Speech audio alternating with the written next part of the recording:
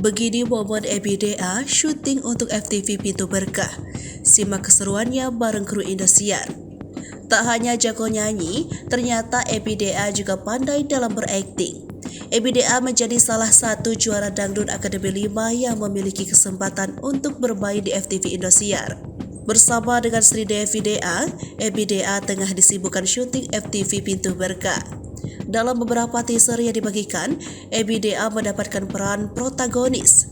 Ia juga terlihat menjadi anak yang tersiksa dan sangat menjiwai perannya. Keseruan EBDA bisa dilihat melalui media sosial Instagram pribadinya.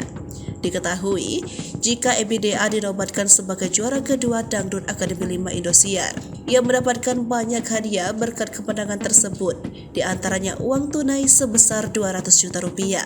Tak hanya sampai di situ, pencapaian yang diraih EBDA juga berdampak pada keluarganya.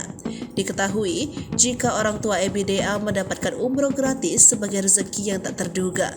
Bahkan, para juara Dangdut Akademi 5 Indosiar tersebut disediakan tempat tinggal gratis selama 1 tahun. Kini, EBDA terjun ke dunia seni peran berkat prestasinya lewat ajang kompetisi bergengsi tersebut.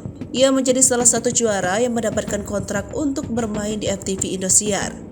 EBDA tergabung dalam manajemen Stream Entertainment yang menaungi artis Indosiar.